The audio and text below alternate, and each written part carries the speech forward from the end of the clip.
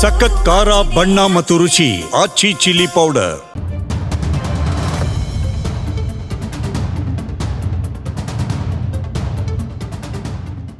ನಮಸ್ಕಾರ. ಜಿ ಮುಖಾಮುಖಿ ಕಾರ್ಯಕ್ರಮಕ್ಕೆ ಸ್ವಾಗತ. ನಾನು ದಿವ್ಯಶ್ರೀ.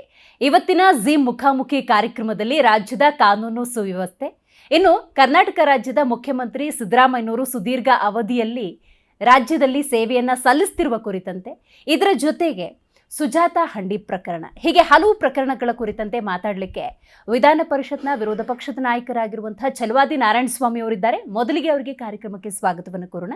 ಸರ್, ಕಾರ್ಯಕ್ರಮಕ್ಕೆ ಸ್ವಾಗತ. ನಮಸ್ಕಾರ. ಮೊದಲನೇ ಪ್ರಶ್ನೆ ಸರ್, ಕರ್ನಾಟಕದ ಮುಖ್ಯಮಂತ್ರಿ ಸಿದ್ದರಾಮಯ್ಯನವರು ಸುದೀರ್ಘ ಅವಧಿಯ ಮುಖ್ಯಮಂತ್ರಿಯಾಗಿ ಸೇವೆಯನ್ನು ಸಲ್ಲಿಸಿದ್ದಾರೆ. ಇದರ ಬಗ್ಗೆ ನಿಮ್ಮ ಅಭಿಪ್ರಾಯ? ಸುದೀರ್ಘ ಅವಧಿಗೆ ಅವರು ನಾನು ಮುಖ್ಯಮಂತ್ರಿ ಆಗಿದ್ದೇನೆ ಅಂತಕ್ಕಂಥದ್ರಲ್ಲಿ ತಪ್ಪೇನಿಲ್ಲ. ಆದರೆ ಅರಸು ಅವರ ರೆಕಾರ್ಡನ್ನೇ ಮುರಿದು ಬಿಟ್ಟಿದ್ದೇನೆ ಅನ್ನೋದಿಲ್ಲ, ಇದು ಒಂದು ರೀತಿಯ ಡೋಂಗಿ ಮಾತು. ಅವರು ಸೋಲಿಲ್ಲದ ಸರ್ದಾರ, ಇವರು ಸೋಲಿನ ಸರ್ದಾರ. ಅವರು ಪ್ರತಿಯೊಂದು ಸಮುದಾಯಗಳ ಸಮಸ್ಯೆಗಳಿಗೆ ಸ್ಪಂದಿಸಿ ಇಡೀ ರಾಜ್ಯವನ್ನು 7.5 ವರ್ಷಗಳ ಕಾಲ ಸತತವಾಗಿ ಆಡಳಿತ ಮಾಡಿದವರು. ಇವತ್ತಿಗೂ ಕೂಡ ಹಿಂದುಳಿದ ವರ್ಗಗಳು, ಪರಿಶಿಷ್ಟ ಜಾತಿ ವರ್ಗಗಳು ಮತ್ತು ಎಲ್ಲರಲ್ಲೂ ಒಂದು ಅಚ್ಚಳಿಯದೆ ಅವರ ನಾಯಕತ್ವ ಉಳಿದಿರ್ತಕ್ಕಂಥದ್ದು. ಅನೇಕ ರಾಜಕಾರಣಕ್ಕೆ ಬರತಕ್ಕಂಥವರನ್ನು ಗುರುತಿಸಿ ಅವರನ್ನು ಮೇಲ್ತಂದವರು. ಎಷ್ಟೋ ನಿದರ್ಶನಗಳಿದೆ ಆ ರೀತಿ. ಆದರೆ ಇವ್ರದ್ದು ಆ ರೀತಿದಲ್ಲ. ಆಮೇಲೆ ಅವರು ಕಾಂಗ್ರೆಸ್ಸನ್ನು ಕಟ್ಟಿ ಕಾಂಗ್ರೆಸ್ಸಲ್ಲೇ ಇದ್ದು ಹೋದವರು. ಇವರು ಇಡೀ ಜೀವನವನ್ನೇ ಕಾಂಗ್ರೆಸ್ಸನ್ನು ಬೈಯಲಿಕ್ಕೆ, ಅದನ್ನು ವಿರೋಧಿಸಲಿಕ್ಕೆ ಇದ್ದವರು. ಅಧಿಕಾರ ಎಲ್ಲೂ ಸಿಗಲಿಲ್ಲ. ಕೊನೆಯಲ್ಲಿ ಅಲ್ಲಿಂದ ಹೊರಬಂದು ಇವರು ಕಾಂಗ್ರೆಸ್ಗೆ ಅಧಿಕಾರಕ್ಕಾಗಿ ಬಂದವರು. ಕಾಂಗ್ರೆಸ್ ಕಟ್ಟಿದ ಒಂದು ದಿನವೂ ಕೂಡ ಕಾಂಗ್ರೆಸ್ ಕಟ್ಟಿದ ನಿದರ್ಶನ ಅವ್ರ ಜೀವನದಲ್ಲಿ ಇಲ್ಲವೇ ಇಲ್ಲ. ಕಟ್ಟಿದ ಕಾಂಗ್ರೆಸ್ಸಲ್ಲಿ ಹಳ್ಳಿ ಕಡೆ ಒಂದು ಗಾದೆ ಹೇಳ್ತಾರೆ, ಹುಳ ಹುತ್ತ ಕಟ್ಟಿದರೆ ಸರ್ಪ ವಾಸ ಮಾಡ್ತು ಅಂಥ ವಾಸ ಅವ್ರದ್ದು. ಅಂಥ ವಾಸ ಮಾಡಿದವರು. ಅನೇಕರು ಯಾರ್ಯಾರು 50 ವರ್ಷ 60 ವರ್ಷ ತಮ್ಮ ಜೀವನವನ್ನೇ ಕಾಂಗ್ರೆಸ್ಗಾಗಿ ಸವಿಸಿದ್ರೋ ಅಂಥವರನ್ನೆಲ್ಲ ಮುಗಿಸಿದವರು.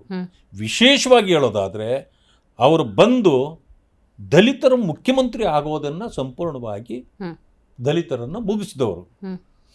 ಹೇಳ್ತಾ ಹೋದರೆ ನಾನು ಇನ್ನೂ ಒಂದು ತಾಸು ಅವರ ಬಗ್ಗೆ ಹೇಳ್ಬೋದು, ಆದರೆ ನನಗೆ ಅಷ್ಟೊಂದು ಅವಶ್ಯಕತೆ ಇಲ್ಲ. ಆದರೆ ಅವರು 7.5 ವರ್ಷ ಮುಗಿಸಿದ್ದಾರೆ. ಸೊ ಅದರಿಂದಾಗಿ ಹೆಚ್ಚು ಅವರ ಬಗ್ಗೆ ಮಾತಾಡದೆ ನಾನು ಹೇಳ್ತೇನೆ, ಅವರು ಬಹಳ ಘನಕಾರ್ಯಗಳನ್ನು ಏನೂ ಮಾಡಿಲ್ಲ. ಅವರ ಕಾಲಾವಧಿಯಲ್ಲಿ ಇಂಥದ್ದು ಮಾಡಿದ್ದಕ್ಕೆ ಇದು ಅಸೆಟ್ ಆಗಿ ಇಂಥ ಜನಾಂಗಗಳು ಉಳಿದಿದೆ ಒಂದಿಲ್ಲ. ಕೇವಲ ಗ್ಯಾರಂಟಿ ಕೊಟ್ಟೆ, ಗ್ಯಾರಂಟಿ ಕೊಟ್ಟೆ, ಗ್ಯಾರಂಟಿ ಕೊಟ್ಟೆ. ಗ್ಯಾರಂಟಿಯಿಂದ ಸಾಂದರ್ಭಿಕವಾಗಿ ಈಗ ಹೊಟ್ಟೆ ಹಸಿವಾದಾಗ ಊಟ ಕೊಟ್ಟೆ ಅಷ್ಟೇ. ಆದರೆ ಊಟ ಅಲ್ಲ, ಆತನಿಗೆ ಬೇಕಾಗಿರ್ತಕ್ಕಂಥದ್ದು ಈಗ ಬೆಳಗ್ಗೆ ತಿಂಡಿ ಆಯಿತು, ಮಧ್ಯಾಹ್ನ ಊಟ ಮತ್ತೆ ಬೇಕು. ಹೌದು, ಮಧ್ಯಾಹ್ನ ಊಟ ಆದಮೇಲೆ ರಾತ್ರಿ ಮತ್ತೆ ಊಟ ಬೇಕು. ಅದು ಇದನ್ನು ಕೊಡೋದಿದೆಯಲ್ಲ, ಇದು ಶಾಶ್ವತವಾದ್ದಲ್ಲ. ಅವನಿಗೆ ಊಟ ಅವನೇ ಹುಡುಕೊಂಡು ಅವನು ಬೆಳ್ಕೊಂಡು ಅಥವಾ ಸಂಪಾದನೆ ಮಾಡ್ತಾನಲ್ಲ, ಅದು ಅಸೆಟ್ ಆಗತ್ತೆ. ಇದು ನಾನು ಊಟದ ಟೈಮಿಗೆ ಒಂದು ಊಟ ಕೊಟ್ಟಿದ್ದೇನೆ ಅಷ್ಟೇ. ಮತ್ತೆ ಊಟ ಕೊಡೋರು ಯಾರು ನಾಳೆ? ಸ್ವಾವಲಂಬಿ ಅಂದ್ರೆ ಸ್ವಾವಲಂಬಿ ಮಾಡಲೇ ಇಲ್ಲ ಯಾರನ್ನು. ಇವರು ಪರಾವಲಂಬಿಗಳಾಗಿ ಬದುಕಬೇಕು. ಈಗ ಒಂದು ರೀತಿ ಏನಂತಂದ್ರೆ, ಈ ಗ್ಯಾರಂಟಿ ಕೊಡೋದು ಒಂದು ರೀತಿಯ ಜನರಿಗೆ ಒಂದು ಭಿಕ್ಷೆನೋ ಅನ್ನೋ ಭಾವನೆ ಬಂದ್ಬಿಟ್ಟಿದೆ. ಇಂಥದ್ದನ್ನ ಮಾನ್ಯ ಮುಖ್ಯಮಂತ್ರಿಗಳಾಗಿರ್ತಕ್ಕಂಥ ಸಿದ್ದರಾಮಯ್ಯನವರು ಮಾಡಿದ್ದಾರೆ. ಇವ್ರ ಕಾಲದಲ್ಲಿ ಏನೂ ಆಗಲಿಲ್ಲ. ಆಮೇಲೆ ಇವರಿಗೆ ಈ ಏನೋ ಲೂಟಿಯ ಸರ್ದಾರ ಅಂತ ಜನ ಮಾತಾಡ್ತಾರೆ. ಏನು ನಾನು ಕಪ್ಪು ಚುಕ್ಕೆ ಇಲ್ಲ, ನಾನು ನಿಷ್ಕಳಂಕ ಅಂತ ಹೇಳ್ಕೊಳ್ತಿದ್ರು. ಬಟ್ ಕರಿ ಕಾಗೆ ಅಂತ ಆಗ್ಬಿಟ್ರೆ ಹೊರತು ಕರಿ ಕಾಗೆಯಲ್ಲಿ ಯಾರು ಕೂಡ ಕಪ್ಪು ಚುಕ್ಕೆ ಹುಡುಕ್ಲಿಕ್ಕೆ ಸಾಧ್ಯ ಇಲ್ಲ. ಅಂತ ಪರಿಸ್ಥಿತಿ ಬಂದ್ಬಿಡ್ತಾವೆ. ರೈಟ್. ಕರ್ನಾಟಕದ ಜನತೆಯನ್ನು ಚಿಂತೆಗೆ ಈಡು ಮಾಡಿರುವಂತಹ ಸದ್ಯದ ಪರಿಸ್ಥಿತಿ ಅಂತ ಹೇಳಿದ್ರೆ ಸರ್, ರಾಜ್ಯದ ಕಾನೂನು ಸುವ್ಯವಸ್ಥೆ ಎಲ್ಲಿ ಯಾವಾಗ ಏನಾಗುತ್ತೆ ಅನ್ನುವಂಥ ಅರಿವಿಲ್ಲದ ಪರಿಸ್ಥಿತಿ ನಿರ್ಮಾಣ ಆಗಿದೆ. ಇದ್ರ ಬಗ್ಗೆ ಏನು ಹೇಳ್ತೀರಿ? ನನಗೆ I had A hopes on home minister.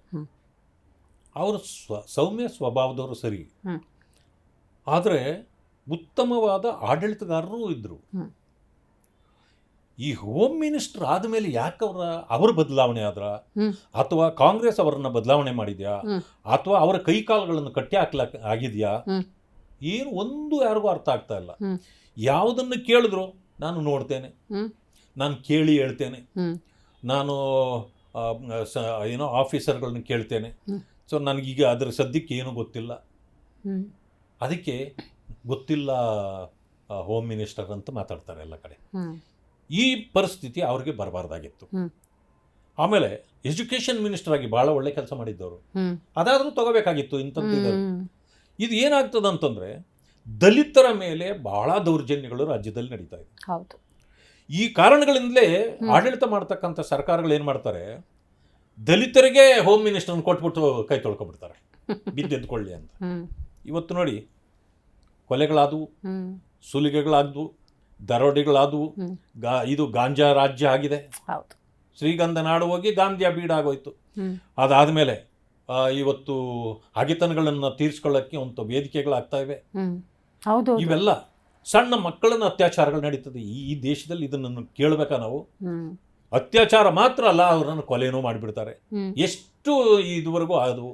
ಆಮೇಲೆ ದಲಿತರ ಮನೆ ನುಗ್ಗಿ ಅವ್ರನ್ನ ಹತ್ಯೆ ಮಾಡಿರ್ತಕ್ಕಂಥದ್ದು. ನೀನ್ ಲವ್ ಮಾಡಲಿಲ್ಲ ಅಂತಂದ್ರೆ ನಿನ್ನ ಮುಗಿಸ್ಬಿಡ್ತೀನಿ ಅಂತ ಮುಗಿಸ್ತಾರೆ. ಯಾವ ಧೈರ್ಯ ಸರ್ ಇದು? ಈ ಧೈರ್ಯ ಎಲ್ಲಿಂದ ಬಂತು? ಸರ್ಕಾರದಿಂದ. ಯಾಕೆ ಅಂದ್ರೆ ಕಂಟ್ರೋಲ್ ಓವರ್ ದಿ ಅಡ್ಮಿನಿಸ್ಟ್ರೇಷನ್. ಆಮೇಲೆ ಇಂಟೆಲಿಜೆನ್ಸ್ ಏನ್ ಮಾಡ್ತಿದೆ ಕೇಳೋರಿಲ್ಲ. ಯಾಕಂದ್ರೆ ಅದು it is under the control of chief minister. ಆಮೇಲೆ ಚೀಫ್ ಮಿನಿಸ್ಟರ್ ಮಗ ಎಲ್ಲವನ್ನೂ ಹ್ಯಾಂಡಲ್ ಮಾಡ್ತಾರೆ ಅಂತ ಹೇಳ್ತಾರೆ. ಈ ಕಡೆ DCM ಎಲ್ಲ ಹ್ಯಾಂಡಲ್ ಮಾಡ್ತಾರೆ ಅಂತ ಹೇಳ್ತಾರೆ. ಆ ಕಡೆ ಅವ್ರವ್ರ ಜಿಲ್ಲೆಗಳು ಅವರವರೇ ಹ್ಯಾಂಡಲ್ ಮಾಡ್ಕೊಂಡ್ರೆ ಮತ್ತೆ ಇವ್ರಿಗೆ ಬೇಸರ ಆಗಿರ್ಬೇಕು, ಅಥವಾ ನನಗೆ ಯಾಕೆ ಬೇಕಿದು ಹೋಗಿ ಏನೋ ಮಾಡ್ಕೊಳ್ಳಿ ಅಂತ. ಈಗ ಇಷ್ಟೊಂದು ಮಾರಣ ಹೋಮಗಳಾಗ್ತಾ ಇದೆ. ಅದು ಪರಿಶಿಷ್ಟ ಜಾತಿಯ ಒಬ್ಬ ವ್ಯಕ್ತಿಗೆ ಕೊಟ್ಟಿರೋದ್ರಿಂದ. ಅದೇ ಹಿಂದೆ ಸರ್ಕಾರಗಳಲ್ಲೂ ಕೂಡ SM ಕೃಷ್ಣ ಅವರು ಇದ್ರು. ಆಗ ಖರ್ಗೆ ಅವರಿಗೆ ಕೊಟ್ಟರು, ಮಲ್ಲಿಕಾರ್ಜುನ್ ಖರ್ಗೆ ಅವರಿಗೆ 7 ಜನ ಸದಿಯುವ ದಹನ ಮಾಡಿಬಿಟ್ರು ದಲಿತರನ್ನ. ಇದು ಸಿನಿಮಾ ನಟರಾಗಿರ್ತಕ್ಕಂಥ ಡಾಕ್ಟರ್ ರಾಜ್ಕುಮಾರ್ನ ಕಿಡ್ನಾಪ್ ಮಾಡಿದ್ರು. ಇಂಥವೆಲ್ಲ ಅವ್ರ ಕಾಲದಲ್ಲಾಯ್ತು. ಅಂದ್ರೆ ಯಾಕೆ ಸರ್ಕಾರಗಳು ಈ ರೀತಿ ನೋಡ್ಕೊಳ್ತವೆ? ನೀವು ಕೊಟ್ರೆ ಅವರಿಗೆ ಸಂಪೂರ್ಣ ಅಧಿಕಾರ ಕೊಡಬೇಕು. ಇಲ್ಲ ಅಂತಂದ್ರೆ ಅವ್ರಿಗೆ ಕೊಡ್ಲೇಬೇಡಿ. ನೀವು ಅವರಿಗೆ ಕೊಟ್ಟು ಕೆಟ್ಟ ಹೆಸರನ್ನು ಕೂಡ ಆ ಸಮುದಾಯಗಳಿಗೆ ಹಚ್ಚುವ ಕೆಲಸನ ಸರ್ಕಾರಗಳು ಮಾಡ್ತವೆ ಅಂತ ನನ್ನ ಆಪಾದನೆ ಇದೆ. ಹೆಸರಿಗಷ್ಟೇ ಪದವಿ ಕೊಟ್ಟು ಅವರ ಕೈಕಾಲು ಕಟ್ಟೋ ಕೆಲಸ ಮಾಡಬಾರ್ದು ಅನ್ನೋದು. ಸರ್, ಬಿಜೆಪಿ ಮತ್ತು ಕಾಂಗ್ರೆಸ್ ಅಂದಾಗ ಪ್ರಮುಖ ರಾಷ್ಟ್ರೀಯ ಪಕ್ಷಗಳು, ತತ್ವ ಸಿದ್ಧಾಂತಗಳಲ್ಲಿ ಭಿನ್ನತೆ ಅನ್ನೋದಿದ್ದೇ ಇರುತ್ತೆ. ಅವರನ್ನು ನಿಮ್ಮನ್ನವರು ಟೀಕೆ ಮಾಡೋದು, ಆರೋಪ ಪ್ರತ್ಯಾರೋಪಗಳು ತೀರಾ ಸಹಜ. ಆದರೆ ಈ ದಿನಗಳಲ್ಲಿ ವಿಶೇಷವಾಗಿ ಕಳೆದ 2.5 ವರ್ಷ ಅಂತಲೇ ನಾನು ಉಲ್ಲೇಖ ಮಾಡೋದಾದರೆ ರಾಜಕೀಯ ವೈಷಮ್ಯ ಆಗ್ಬಿಟ್ಟಿದೆ. ರಾಜಶೇಖರ್ ಅನ್ನುವಂಥ ಕಾಂಗ್ರೆಸ್ ಕಾರ್ಯಕರ್ತನೇ ಆಗಿರ್ಬೋದು, ಆತನ ಹತ್ಯೆ ಮಾಡೋ ಮಟ್ಟಕ್ಕೆ ಹೋಗುತ್ತೆ ಅಂತ ಹೇಳಿದ್ರೆ ಸರ್, ಬೇಕಾ ಈ ರಾಜಕೀಯ? ನೋಡಿ, ಯಾವ ಮಟ್ಟಕ್ಕೆ ಇವತ್ತು ಹೋಗಿದೆ ಅಂತಂದ್ರೆ, ಜೀವಗಳು ಹೋದರೂ ಸರಿ, ನಮ್ಮ ರಾಜಕೀಯ ಜೀವನಗಳು ಉಳಿದ್ರೆ ಸಾಕು ಅನ್ನೋ ಪರಿಸ್ಥಿತಿಗೆ ರಾಜಕಾರಣಿಗಳು ಬಂದುಬಿಟ್ಟಿದ್ದಾರೆ. ಇದೊಂದು ಕ್ಷುಲ್ಲಕ ವಿಷಯ. ಹೌದು, ಬಳ್ಳಾರಿಯಲ್ಲಿ ನಡೆದಿರೋದು ಕ್ಷುಲ್ಲಕ ವಿಷಯ. ಬ್ಯಾನರ್ ತಗೊಂಡೋಗಿ ಜನಾರ್ದನ್ ರೆಡ್ಡಿಯವರ ಪ್ರಾಪರ್ಟಿಯೆಲ್ಲ ಹಾಕಿದ್ರು. ಜನಾರ್ದನ್ ರೆಡ್ಡಿ ವಿರೋಧ ಮಾಡಲಿಲ್ಲ, ಯಾಕಂದ್ರೆ ಅವ್ರು ನೋಡ್ಲಿಲ್ಲ, ಅವ್ರು ಇರ್ಲಿಲ್ಲ. ಅವ್ರು ಇದ್ದಿದ್ದು ಹೊರಗಡೆ, ಅವ್ರ ಕ್ಷೇತ್ರನೇ ಬೇರೆ ಕಡೆ, ಅವ್ರು ಗಂಗಾವತಿಯಲ್ಲಿ ಇದ್ದಿದ್ದು. ಅಲ್ಲಿ ಪಕ್ಕದಲ್ಲಿ ಇರ್ತಕ್ಕಂಥವ್ರು ಅವರ ಸೆಕ್ಯೂರಿಟಿ ಗಾರ್ಡ್ ಹೇಳ್ತಾನೆ, ಇದರಲ್ಲಿ ಹಾಕಬೇಡಿ, ರಸ್ತೆ ಕಡೆಗೆ ಹಾಕ್ರಿ ಅಂತ. ಅಂದ್ರೆ ಬೇಕಂತಲೇ ಅವ್ರ ಪ್ರಾಪರ್ಟಿಯಲ್ಲಿ ಹಾಕಬೇಕು, ಅವರ ಕೀತ್ರ ಕೇಳಬೇಕು, ಜಗಳ ಪ್ರಾರಂಭ ಮಾಡಬೇಕು ಅನ್ನೋದೇ ಇವರ ಉದ್ದೇಶ ಆಗಿರ್ತದೆ. ಯಾಕೆಂತಂದ್ರೆ ಈ ಭರತ್ ರೆಡ್ಡಿ ಮತ್ತು ಇವರಿಗೆ ಬದ್ಧ ದ್ವೇಷಗಳು ಇರ್ತಕ್ಕಂಥದ್ದು ಸಹಜ. ಇದಾದ ತಕ್ಷಣ ಅವ್ರು ಹೇಳ್ತಾರೆ ಇಲ್ಲಿ ಆಗಬಾರ್ದು, ತೆಗಿಬೇಕು ಅಂತ. ಸಣ್ಣ ಪುಟ್ಟದಾಗಿ ಮಾತುಕತೆ ಆಗತ್ತೆ, ಪೊಲೀಸ್ ಸ್ಟೇಷನ್ಗೆ ಹೋಗ್ತಾರೆ, ಪೊಲೀಸಲ್ಲಿ ಕಂಪ್ಲೇಂಟ್ ಕೊಡ್ತಾರೆ, ಅದನ್ನು ತೆಗೆಸಿ ಪೊಲೀಸ್ನವ್ರು ತೆಗೆದು ಆಚೆ ಹಾಕ್ಬಿಡ್ತಾರೆ, ಕಿತ್ತಾಕಿ ಆಚೆ ಹಾಕ್ಬಿಡ್ತಾರೆ. ಅಲ್ಲಿಗೆ ಮುಗಿದೋಯ್ತಲ್ಲ. ಮುಗೀತು. ಯಾರು ಹಾಕ್ಬೇಕಾದ್ರೆ ಭರತ್ ರೆಡ್ಡಿ ಕಡೆಯವರು, ಆ ಸತೀಶ್ ರೆಡ್ಡಿ ಇರ್ಬೋದು, ಯಾರೇ ಇರ್ಬೋದು, ಆಯ್ತಪ್ಪ ಬೇರೆ ಕಡೆಗೆ ಹಾಕಿದ್ರೆ ಮುಗ್ದೋಯ್ತದಲ್ಲ, ಹಾಕ್ಬೇಕಾಗಿತ್ತು. ಅಲ್ಲಿಗೆ ಎಂಡಪ್ ಆಗ್ತಿತ್ತು. ಬಂದು ಒಂದು ಚೇರ್ ತಂದು ಇವ್ರ ಪ್ರಾಪರ್ಟಿ ಹತ್ರ ಹಾಕೊಂಡು ಕೂತ್ಕೊಂಡು, ಇವ್ರು ಯಾರೂ ಇಲ್ಲ, ಯಾವನ್ ಇಲ್ಲಿ ಬರ್ತಾನೋ ಮುಗಿಸೇ ಬಿಡ್ತೀನಿ ಅಂತೇಳಿ ಗನ್ಮ್ಯಾನ್ಗಳನ್ನ ಜೊತೆಲಿ ಇಟ್ಕೊಂಡು, ಪ್ರೈವೇಟ್ ಗನ್ಮ್ಯಾನ್ಗಳನ್ನ, ಸೊ ನೀವು ಬಂದು ಹಾಕ್ರಿ ಅಂತೇಳಿ ಹಾಕ್ಸಿದ್ರಿ. ಇದರಿಂದ ಉದ್ರೇಕ ನೀವೇ ಮಾಡಿದ್ರಿ. ಜನ ಆ ಕಡೆಯವರು ಈ ಕಡೆಯವರು ಸೇರಿದ್ರು. ಶ್ರೀರಾಮುಲು ಬಂದು ನೋಡಪ್ಪ ಯಾಕಿಂಥದ್ದೆಲ್ಲ ಮಾಡ್ತೀರಿ, ಸೈಡಲ್ಲಿ ಹಾಕ್ಕೊಳ್ರಿ, ನಿಮ್ಮ ಕೆಲಸ ನೀವು ಮಾಡ್ಕೊಳ್ಳಿ, ಯಾರ್ದು ವಿರೋಧ ಇಲ್ಲ. ನಿಜ. ಇಷ್ಟು ಮಾಡಿದಾಗ ನೀನು ಯಾರು ಕೇಳೋಕ್ಕೆ, ಹಂಗೆ ಮಾಡ್ತೀವಿ ಈಗ ಮಾಡ್ತೀವಿ ಆತನ ಅವ್ರ ಮೇಲೇನೆ ಶುರು ಮಾಡಿದ್ವಿ. ಈಗೊಂದು ವಿಡಿಯೋ ಬರ್ತಾ ಇದೆ. ಮೊದಲು ಅವನೇನಾದರೂ ಬಂದರೆ ಶ್ರೀರಾಮುಲು ನಾಕಿ ಮುಗಿಸ್ಬಿಡಿ, ಅದಾದಮೇಲೆ ರೆಡ್ಡಿ ಬರ್ತಾನೆ ಅವನ್ನ ನಾಕಿ ಮುಗಿಸ್ಬಿಡ್ರಿ ಅಂತ ಮಾತಾಡಿದ್ದಾರೆ ಅಂತ ಈಗ ಒಂದು ವಿಡಿಯೋ ಬರ್ತಾ ಇದೆಯಂತೆ. ಪ್ರೀಪ್ಲ್ಯಾಂಡ್ ಇದೆಲ್ಲ ಪ್ರೀಪ್ಲ್ಯಾಂಡ್ ಇದೆ. ಅದಾದಮೇಲೆ ಈ ಗಲಭೆ ಆದಮೇಲೆ ರೆಡ್ಡಿಯವರೆಗೂ ಗೊತ್ತಾಗೋದು, ಅಲ್ಲಿವರೆಗೂ ಅವ್ರಿಗೆ ಗೊತ್ತೇ ಇಲ್ಲ. ಅವ್ರು ಗಂಗಾವತಿಯಿಂದ ದೌಡಾಯಿಸಿ ಬರ್ತಾರೆ ಇಲ್ಲಿಗೆ. ಬಂದಾಗ ಏನಪ್ಪ ಇದು ಅಂತಂದು ಅವ್ರು ಬಂದ ತಕ್ಷಣನೇ ಎಲ್ಲನೂ ಗನ್ಮ್ಯಾನ್ಗಳು ಶುರು ಮಾಡ್ತಾರೆ ಫೈರಿಂಗ್ ಮಾಡೋಕ್ಕೆ. ಬಟ್ ಅವ್ರನ್ನ ಏನು ಮಾಡೋಕ್ಕಾಗಲ್ಲ, ಅವರು ಆ ಕಡೆಗಿದ್ದಾರೆ, ಅವ್ರೇನು ಬಂದೇ ಇಲ್ಲ, ನಿಮ್ಮ ಗಲಭೆಗೆ ಅವ್ರು ಬಂದಿಲ್ಲ, ಹೊರಗಡೆ ಇದ್ದಾರೆ. ಆದರೂ ಅವ್ರನ್ನ ನೀವು ಫೈರ್ ಮಾಡ್ತಿದ್ದಾರೆ. ಮಾಡಿದಾಗ ಇನ್ನು ಏನು ಮಾಡಬೇಕು, ಅವ್ರ ಕಡೆನೂ ಜನ ಇರ್ತಾರೆ, ಅವರೆಲ್ಲಾನು ಅವರು ದೊಣ್ಣೆಗಳು ಅದು ಇದು ಎತ್ಕೊಂಡು ಅವ್ರ ರಕ್ಷಣೆಗೆ ಅವರು ನಿಂತ್ಕೊಂಡ್ರು, ಇವರು ಕಲ್ಲು ಬೀಸಿದ್ರು. ಈ ಕಡೆಯಿಂದ ಪ್ರೈವೇಟ್ ಗನ್ಮ್ಯಾನ್ಗಳು ಗನ್ ಶೂಟ್ ಮಾಡ್ತಾನೆ ಇದ್ರು, ಆಗ್ಲಿಲ್ಲ. ಅದರಿಂದಾಗಿ ಅವ್ರ ಕಾರ್ಯಕರ್ತನೇ ಸುಟ್ಬಿಟ್ಟು ಅವ್ರ ಮೇಲೆ ಹಾಕೋ ಪ್ರಯತ್ನ ಮಾಡಿದ್ರು. ಇದು ಸೊ ಇದೆಲ್ಲ ಬೇಕಿತ್ತ? ಈಗ ಆಗಿರೋದು ಇದರ ರಕ್ಷಣೆಗೆ ಮುಖ್ಯಮಂತ್ರಿಗಳನ್ನ ನಾನು ಈ ವಿಷಯದಲ್ಲಿ ಅಭಿನಂದಿಸ್ತೇನೆ. ಅವ್ರಿಗೆ ಸತ್ಯ ಗೊತ್ತಾಗಿದ ತಕ್ಷಣ ಅವ್ನಿಗೆ ಬುದ್ಧಿ ಹೇಳ್ರಿ, ಅವನಿಗೆ ಇದೆಲ್ಲ ಮಾಡಬಾರ್ದಾಗಿತ್ತು ಅಂತೇಳಿ ಹೇಳ್ತಾರೆ. ಅದೇ DCM ಏನ್ ಮಾಡ್ತಾರೆ, ಅವ್ನು ಮಾಡಿರೋದು ಸರಿ, ಅವನು ಅಂತವನಲ್ಲ. ನೀವು ಡಿಪೆಂಡ್ ಮಾಡ್ಬೇಕಾ, ನಿಮಗೆ ವಿಷಯನೇ ಗೊತ್ತಿಲ್ಲ. ಆಮೇಲೆ ಎನ್ಕ್ವೈರಿ ನಡೀತಿರ್ಬೇಕಾದ್ರೆ DCM ಯಾಕೆ ಹೋದ್ರು, ಹೋಮ್ ಮಿನಿಸ್ಟರ್ ಯಾಕೆ ಹೋಗ್ಲಿಲ್ಲ, ಮುಖ್ಯಮಂತ್ರಿ ಹೋಗ್ಲಿಲ್ಲ, ಅವ್ರು ಎಲ್ಲೋ ಹೋಗಿದ್ದಕ್ಕೆ ಇವ್ರು ಹೋಗಿ ಮಾತಾಡ್ಸಿದ್ರು ಅಷ್ಟೇನೆ. ಒಬ್ಬ ಶಾಸಕನಾದವನು ಬೀದಿಯಲ್ಲಿ ನಿಂತು 5 ನಿಮಿಷ ನಾನು ಅವ್ರ ಮನೆ ಸುಟ್ಟಾಕ್ಬಿಡ್ತೀನಿ. ಇಲ್ಲಿಗೆ ಬರ್ತೀನಿ ಸರ್. ಈ ಸ್ಟೇಟ್ಮೆಂಟ್ ಇದನ್ನ ನಾರಾ ಭರತ್ ರೆಡ್ಡಿ ಅವರು ಹೇಳ್ತಾರೆ. ದ್ವೇಷ ಭಾಷಣದ ವಿಧೇಯಕವನ್ನು ಮಂಡನೆ ಮಾಡಿದ್ದು ಇದೇ ಕಾಂಗ್ರೆಸ್ ವಿರೋಧಿಸಿದವ್ರು ನೀವು. ಇವತ್ತು ದ್ವೇಷ ಭಾಷಣ ಪ್ರಚೋದನೆ ಅನ್ನೋದಾಗಿದೆಯಲ್ಲ, ಕ್ರಮ ತಗೋಬೇಕಲ್ಲ ನಾರಾ ಭರತ್ ರೆಡ್ಡಿ ಅವ್ರ ಮೇಲೆ. ಅದನ್ನೇ ನಾನು ಹೇಳೋದು, 5 ನಿಮಿಷದಲ್ಲಿ ಸುಟ್ಟಾಕ್ತೀನಿ ಅವ್ರ ಮನೆಯನ್ನು. ಅದಾಗಿಲ್ಲ, ಈಗ ಇನ್ನೂ ನಾನು ಬಿಡೋದಿಲ್ಲ, ಮುಂದೆ ಅವನ್ ಎಲ್ಲದರಲ್ಲೂ ಅವನ್ನ ಮುಗಿಸ್ತೇನೆ ಅಂತ ಅವರೇ ಹೇಳಿದ್ದಾರೆ. ದ್ವೇಷ ಭಾಷಣದ್ದು ನೀವೇ ಹೇಳಿದ್ರಿ, ಬಿಲ್ ತಂದಿದ್ದೀರಿ, ಈಗ ಅಲ್ಲಿ ಪೆಂಡಿಂಗ್ ಇದೆ, ಇರಲಿ, ಅದು ಇವತ್ತಲ್ಲ ನಾಳೆ ನೀವು ಮನ್ಸು ಮಾಡಿದ್ರೆ ಅದಾಗತ್ತೆ, ದೊಡ್ಡ ವಿಷಯ ಅಲ್ಲ. ಆದರೆ ಈಗ ದ್ವೇಷ ಭಾಷಣದ ಕೇಸ್ ಅವ್ರ ಮೇಲೆ ಹಾಕಬೇಕಾ ಬೇಡ? ನಿಜ. ಅದನ್ನು ಬಿಟ್ಟು ನೀವೇನು ಮಾಡಿರೋದು, ನೀವು ಹೋಗಿ ಅದಕ್ಕೆ ಬೇರೆ ಟ್ವಿಸ್ಟ್ ಕೊಡಲಿಕ್ಕೆ ಸರ್ಕಾರವೇ ನಿಂತಿದೆ. ಈ ರೀತಿ ಮಾಡಿಬಿಟ್ರೆ ಮತ್ತೆ ಅಧಿಕಾರ ನೀವು ಯಾಕೆ ಮಾಡಬೇಕು? ವ್ಯವಸ್ಥೆ, ಪ್ರಜಾಪ್ರಭುತ್ವ ವ್ಯವಸ್ಥೆಗೆ ಇಲ್ಲೇನು ಬೆಲೆ ಇದೆ? ಪ್ರಜಾಪ್ರಭುತ್ವ ವ್ಯವಸ್ಥೆ ಅಂದಾಗ ಇನ್ನೊಂದು ಪ್ರಶ್ನೆ ಬಂತು ಸರ್. ಸುಜಾತ ಹಂಡಿ BJPಯ ಕಾರ್ಯಕರ್ತೆ, ಆ ಹೆಣ್ಮಗಳನ್ನು ಅರೆಸ್ಟ್ ಮಾಡೋದಕ್ಕೆ ಹೋದ ಸಂದರ್ಭದಲ್ಲಿ ಆಕೆಯ ಮೈ ಬಟ್ಟೆ ಎಲ್ಲ ಬಿದ್ದು ಹೋಗುತ್ತೆ. ಆಕೆಗೆ ಆಗಿದೆ ಅನ್ಯಾಯ ಅಂತ ನೀವು ಹೇಳ್ತಾ ಇದ್ದೀರಿ. ಗೃಹ ಮಂತ್ರಿಗಳು ಇದ್ರ ಬಗ್ಗೆ ಮಾತಾಡಿದ್ದಾರೆ, ಕಮಿಷನರೇ ಸ್ವತಃ ಹೇಳ್ತಿದ್ದಾರೆ ಆಕೆಯೇ ತನ್ನ ಬಟ್ಟೆಯನ್ನು ತೆಗೆದಿರುವಂಥದ್ದು. ಅವರೇ ಹೇಳಿದ ಮೇಲೆ ನಾವೇನು ಹೇಳೋಕ್ಕಾಗತ್ತೆ, ಈ ರೀತಿಯ ಹೇಳಿಕೆಯನ್ನು ಕೊಟ್ಟಿದ್ದಾರೆ. ಏನು ಹೇಳ್ತೀರಿ ಇದ್ರ ಬಗ್ಗೆ? ನಾನು ನಿನ್ನೆ ತಾನೇ ಅಶೋಕ್ ಅವರು ನಾನು ಕೂಡ ಹೋಗಿದ್ವಿ, ಪ್ರೊಟೆಸ್ಟ್ ಮಾಡಿದ್ವಿ, ಆಕೆಗೆ ನ್ಯಾಯ ಕೊಡಿಸ್ಬೇಕು ಅಂತ ಹೇಳಿದ್ವಿ. ಈಗ ಕಂಪ್ಲೇಂಟ್ ಪ್ರಾರಂಭ ಆಗಿದ್ದಲ್ಲಿ ಇವರು SIR ಇನ್ನೂ ಬಂದಿಲ್ಲ, ಆದ್ರೆ ಮ್ಯಾಪಿಂಗ್ ನಡೀತಾ ಇದೆ. ಈ BLA 2 ಕೆಲಸ ಏನು ಅಂತಂದ್ರೆ, ಅವನ ಪ್ರಾಂತ್ಯದಲ್ಲಿ ಅವನ ಬೂತ್ನಲ್ಲಿ ಎಲ್ಲೆಲ್ಲಿ ಏನೇನು ಮ್ಯಾಪಿಂಗ್ ಮಾಡಬೇಕು ಅನ್ನೋದನ್ನ ತೋರಿಸೋದು ಅವನ ಕೆಲಸ. ಈಗ ಇವರು ಹೋಗಿದ್ದಾರೆ, ಎಲೆಕ್ಷನ್ ಆಫೀಸರ್ ಹೋಗಿದ್ದಾರೆ, ನನಗೆ ಏರಿಯಾ ಗೊತ್ತಿಲ್ಲ ತೋರಿಸಿ ಎಂದಿದ್ದಾರೆ. ಅವ್ನು ತೋರ್ಸಕ್ ಹೋಗಿದ್ದಾನೆ. ಆಗ ಕೌನ್ಸಿಲರ್ ಆಗಿರ್ತಕ್ಕಂಥ ಸುವರ್ಣ ಅಂತಕ್ಕಂಥವ್ರು ಯಾರು ಬಂದು ನನ್ನ ಏರಿಯಾಗೆ ಬರ್ಬೇಕಾದ್ರೆ ನನ್ನ ಪರ್ಮಿಷನ್ ಬೇಕು ಅಂದ್ರೆ, ನಾನೆಲ್ಲೋ ಒಂದು ಕಡೆ ನಾನು ಶಾಸಕನೋ ಏನೋ ಆಗಿರ್ತೀನಿ, ಯಾರೇ ಬರ್ಬೇಕಾದ್ರೂ ನನ್ನ ಏರಿಯಾಗೆ ನನ್ನ ಪರ್ಮಿಷನ್ ತಗೋಬೇಕಾ? ರೂಲ್ ಇದೆಯಾ ಇದು? ಆ ಥರ ಏನು ರೂಲ್ ಇಲ್ಲ. ಎಲ್ಲರೂ ಸರ್ವ ಇದರಲ್ಲೂ ಹೋಗ್ಬೋದು. ಅದು ಆಕೆಗೆ ಶುರುವಾಗಿದ್ದು. ಮತ್ತು ಎರಡನೇದೇನು, ಇವರಿದಾರಲ್ಲ, ಇವರು ಯಾರಿವತ್ತು ಗಲಭೆ ಆಗಿದೆಯಲ್ಲ, ಇವರು ಮೊದಲು ಕಾಂಗ್ರೆಸ್ ಅಲ್ಲಿ ಇದ್ದವರೇ. ಅವರನ್ನ ಬಿಟ್ಟು ಈ ಕಡೆ ಬಂದ ಮೇಲೆ ಅವರ ಮೇಲೆ ದ್ವೇಷ ವೈಷಮ್ಯ ಈ ಕಡೆಯಿಂದ ಪ್ರಾರಂಭ ಆಗಿದೆ. ಆಮೇಲೆ ಆ ಕಂಪ್ಲೇಂಟ್ ಕೊಟ್ಟಾಕೆ ಆಕೆ ಬೇಲ್ ಮೇಲೆ ಇದ್ದಾರೆ. She is also A criminal. ಆಕೆ ಮೇಲೆ ಕ್ರಿಮಿನಲ್ ಕೇಸ್ ಹಾಕಿ ಆಕೆಗೆ ಕೋರ್ಟ್ನಿಂದ 4 ವರ್ಷಗಳ ಸಜೆ ಸಿಕ್ಕಿದೆ. ಅದಕ್ಕೆ ಈಗ ಕೋರ್ಟಿಂದ ಒಂದು ಇದನ್ನ ಬೇಲ್ ತಗೊಂಡು ಬೇಲ್ ಮೇಲೆ ಓಡಾಡ್ತಿರೋದು. ಇನ್ನೊಂದು ಇಂಥ ಕೆಲಸಗಳು ಮಾಡಬಾರ್ದು ಅಂತ ಬೇಲ್ ಕೊಟ್ಟಿರ್ತಾರೆ. ಈಗ ಆಕೆ ಮಾಡಿರೋದೇನೋ ಇದು, ಇವ್ರ ಮನೆ ಮುಂದೆ ಬಂದು ನಿಂತು ಇವ್ರನ್ನೇ ಒಡೆದು, ಜನರನ್ನ ಕರ್ಕೊಂಡು ಬಂದು ಒಡೆದು ಇದು ಮಾಡಿದ್ದಾರೆ.